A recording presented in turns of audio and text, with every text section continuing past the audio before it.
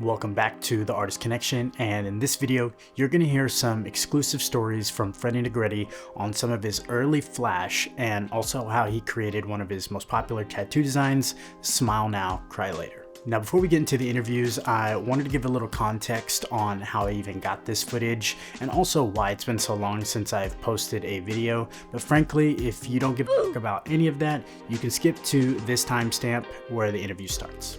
Now, it has been a very long time since I've uploaded to the channel, so firstly I want to apologize for that. I recently moved from Northern California to West Texas, and Texas is actually my home state, so I'm happy to be back here, but it's obviously taken a little bit of time to transition and get fully settled into where I'm currently living now. I've also just been very busy with work and doing projects, and that kind of leads into how I even got this footage.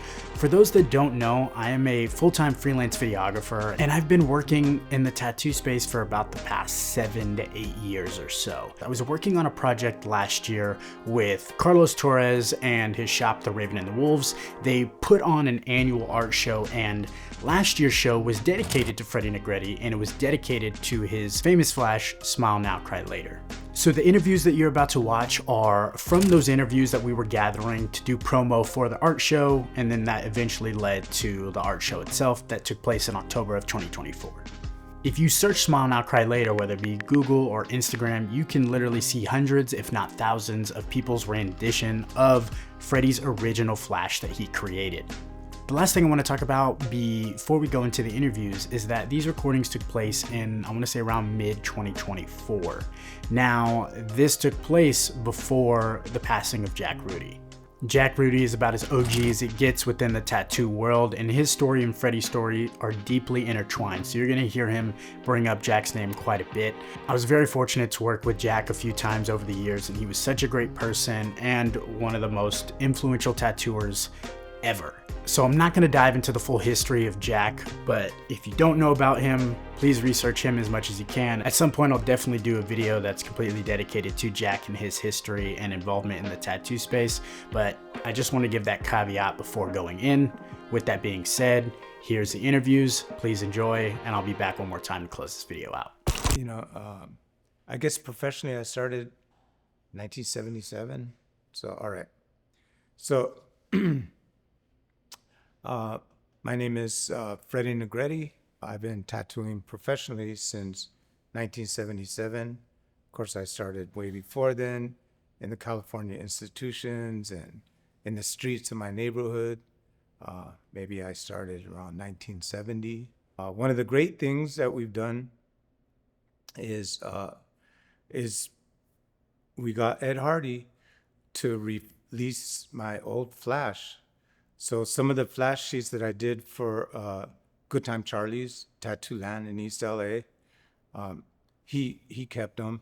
The other Flash sheets Jack has because him and I collaborated on them, you know. But Ed Hardy had asked me to do a set of Flash for his realistic tattoo studio in San Francisco, and I used to go up to San Francisco, stay at his house, tattoo at Realistic. I just wanted to see what he was doing. I knew about black and gray, you know. I learned a tattoo in the institution, you know. It's just, should I go ahead and talk about the color stuff? So I was amazed, you know. I remember, you know, Jack was really into the black and gray, and so was I. That was our thing, you know. And I remember when I was going to meet Ed the first time, and I used to ask Jack questions about Ed, and I was like, so, you know, what kind of work does Ed do? And he's like, oh, he does that color shit, you know? And so I just thought it was like traditional tattooing or whatever. And we looked down on traditional tattooing as Chicano tattooers. We wanted our tattoos to look real. And to us, traditional tattooing was cartoony. You know, it looked like cartoons. We want it to look real. And that's why fine lines were important, you know, because we didn't want big, bold lines, you know. And I think in our artistic minds, we realized the less lines showed, the more realistic it looks, you know. So, but then when I first met Ed, and he goes, Freddy, I brought some pictures, you know. And he started back piece after back piece. And I was just like, whoa, what? And it was all these Japanese tattoos. And then he was mixing, like traditional with, with black and gray, and he taught me that actually gray wash was a Japanese thing, and he showed me some pictures of this gray water, and he had chrysanthemums all over, you know what I mean? Like colored chrysanthemums with the backdrop of gray washed water. These tattoos were very impressive to me. I never saw anything like it. And I was like, Ed, I would like to learn more. I really would. And so I used to go up to San Francisco, stay at his house, work at Realistic Tattoo Studio. And so when I designed the flash for Realistic Tattoo Studio, I had a different vision. I was thinking, well, what if we took color and did realism with color? And so I did a color set of flash, and I think people would be surprised to see it. It's just like, wait, we're looking at Freddy Negrete's old flash. We don't expect to see, color. And there was also tattoos that I did that were Chicano style, but I did them black and gray, and I mixed color in there, and I blended the colors. I was trying to get color realism. So, and this is in 1978, so it may have been, some of the first attempts to do, like blend colors into color realism. I mean, I'm a black and gray guy, but I was thinking outside of the box. I was advancing my art, and it's just kind of amazing that after all these years, Ed Hardy has released the artwork to me, and I'm so grateful. And so for the first time ever, this artwork is going to be the first time since Realistic Tattoo Studio back in the 70s. This artwork that I did back then is going to be displayed in Carlos Torres's Cast Shadows art show. And I'll say when I went to work at Good Time Charlie's, Jack Rudy was my mentor, is my mentor. He helped me. Of course, I wanted to learn with those professional machines, I had been using a homemade rotary from prison, and Jack helped me all the way. And together we were doing our black and gray thing, there in East LA. And we were just developing and growing and learning. What we were doing, though, is establishing a whole new style, for the professional tattoo, because there was, one style really, and it was American traditional.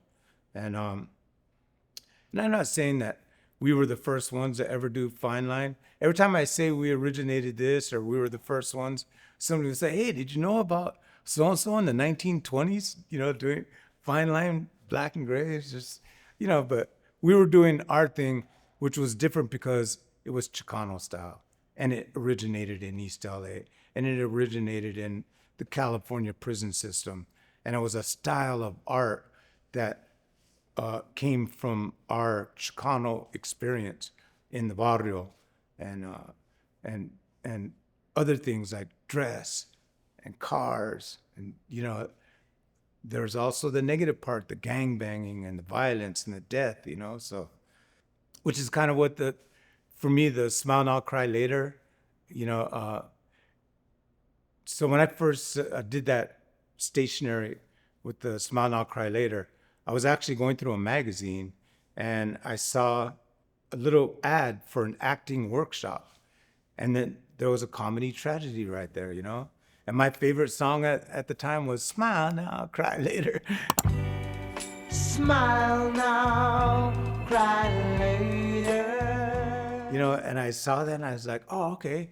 I was always looking for ideas, and I got those faces and redid them my style and wrote Smile Now, Cry Later and printed it on stationery. We mailed it to prisons everywhere, and everybody wrote home, like it got very popular, But it took on a couple of different meanings, like comedy and tragedy, of course, is the dramatic you know, aspect of it, and it's still kind of in sync with what Smile Now Cry Later means. If you go by the song, it had nothing to do with how I felt. The song was Smile Now Cry Later. In other words, you know, I'm smiling now in front of everybody, my friends, but you've broken my heart. And when all my friends are gone, I'm going to be crying later. You know, I smile now for my friends and cry later. That's what the song says. For me, and then for others, it's like a revenge thing, you know, because we're gangsters. It's like, okay, yeah, you did your dirt and you're smiling right now, but you're going to cry later when I exact my revenge, you know? But for me, it was like, Smile Now was like the fast life, you know, the hard life, the party life, the fun, the girls, the drugs, you know, living fun and laughing, you know. But the result of those things are prison and death and misery, you know. And I one of my designs was like that. I did a Smile Now, and there's like a jet, and, you know, like money and dice and stuff like that. And then underneath it's like a gun and a guy hanging in prison, you know. So that's kind of, for me, that's what I always felt was like, yeah, I'm living large now, smiling now, but I'm gonna cry later because I know I'm living wrong, you know. Going back to that, you know, Smile Now, Cry Later, you know, the artwork, and obviously that's gotten so huge. When you first did that, those postcards, did you ever think it was going to be as big as it was? No, of course, you know, like I was just doing my thing, man, you know, like I worked in the print shop, and the guys there got me in the print shop because I could draw. And they went to the instructor and they're like, you got to get this guy in here, you know, and because you would apply for different classes. It was a youth authority. It had a trade school. There was mechanics and all this different stuff you could learn. So, you know, the guys really wanted me to get in the print shop because I could draw. And so when I did meet the instructor, he really liked me, and he gave me the job in the camera room, you know. So we made the negatives and the plates to do the printing, you know. And so he trained me himself how to work in that camera room, and he was so cool. So yeah, we had a big old print shop with offsets all over, old-fashioned stuff. But so we did all the printing for most of the prisons, you know. And so from 8 a.m. till lunch, we printed all day, you know, forms and stuff like that for all the prisons. After lunch, if we got our work done in the morning, he let us do whatever we wanted. And so we'd take envelopes, you know, like, and put fancy borders on them, and write our names, you know. It's just like a special envelope. And then we got paper and we printed lines on it. And then back down in the corner, I would take one of my drawings, reduce it down, and put it in the corner of the stationery, you know. So we were making matching envelopes and stationery. And back then you could, you know, mail this stuff to, you know, different prisons. Now you can't, like, but back then, if you had a homeboy in this prison or whatever, you could write to him, you know. So we started mailing that stuff everywhere, you know. So, but I knew that it was popular for us in prison. And then I knew, you know, it was funny because what people do is like, they write home and say, I drew this, mija, you know, to their girl or whatever. So when I first went to Good Time Charlie's to meet Jack, I had my artwork in a folder, you know. And when I went, there was Smile Now, Cry Later, my Chara girls and everything on the wall, on flash. And I was like, oh, shoot, I drew that. And he goes, dude, do you know how many people, everybody comes in there and said, my uncle did that, my homie did that. I go, I did do it, look at. And I had the original drawings and the stationery, you know. So that's when me and Jack really hit it off good. It's like, okay, you're the real deal. You're the real deal. You really did the art. So these sheets have been in Ed Hoodie's possession. uh, since the late 70s. I haven't seen him since then. Um, Since the late 70s? yeah, I've seen pictures. Yeah. You know, I had a few pictures of it. This is actually one that I did for, uh, you know, Good Time Charlie's, me and Jack. But if you zoom in here, you'll see my interpretation of the Smile Now, Cry Later. You know, we always thought a little bit smaller on our designs, but Like the plain jet set? yeah, this is the jet setting, jewelry and drinks, girls, the rose. I put a rose of death right here, a skull and a knife, Dagger. a gun, jail cell. You know, so Yeah. what do we have there? Smoke? I don't know. Oh yeah, it's smoke. Okay, I don't have my glasses on. And then the ones that I did for Ed Hardy at Realistic Tattoo Studio. Like here's one. So I did my kind of Chicano Chola girls, you know, but I wanted to do touches of color because, like I said, I was experimenting with that and thinking about color realism, and realistic tattoo was colored, you know, Ed Hardy's color thing, him and Bob Roberts. So these are funny. It's funny because people are gonna want to, they're gonna come to see my flash, and say, "What? Well, why is it in color?" You know. So, But that's gonna be the best. They do. I like that peacock. It's beautiful. so in all my butterflies, they're not real butterflies. I would make them up and just color them different ways, you know. And this is one of my big. There's two of these. One of my big things was the genie girl, you know. And, this is another one for Good Time Charlie's. Kind of a dragon. She mixed with girls. You know, it was East LA, so I wasn't gonna do full color for down there, even though I ended up doing full color tattoos down there.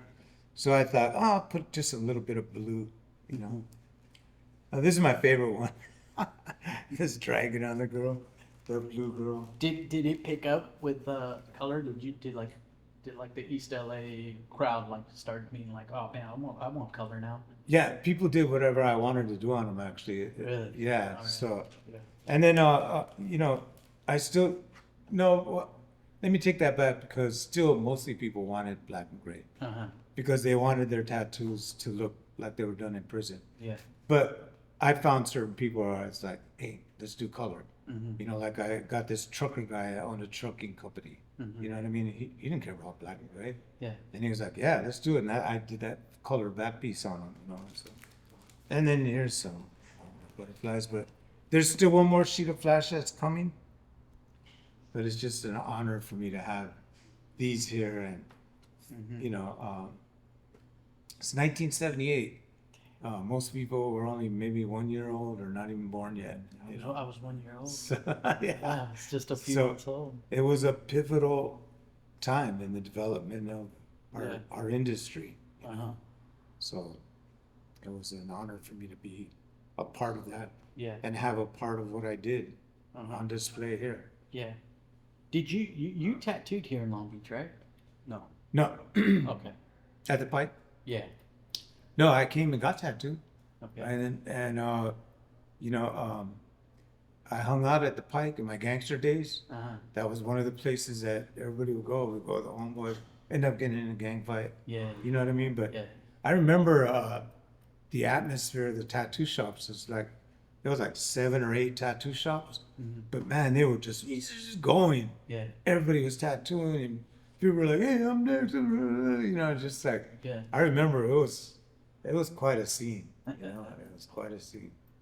No, when I tried to open the studio here, there was a moratorium on tattoo studios Oh, really? because the Pike like had put this like you know, use of gang fights and all the madness that was down at the Pike. So when they closed it and the Navy moved away, there was like a few shops left, and everything else was like no more tattoo studios.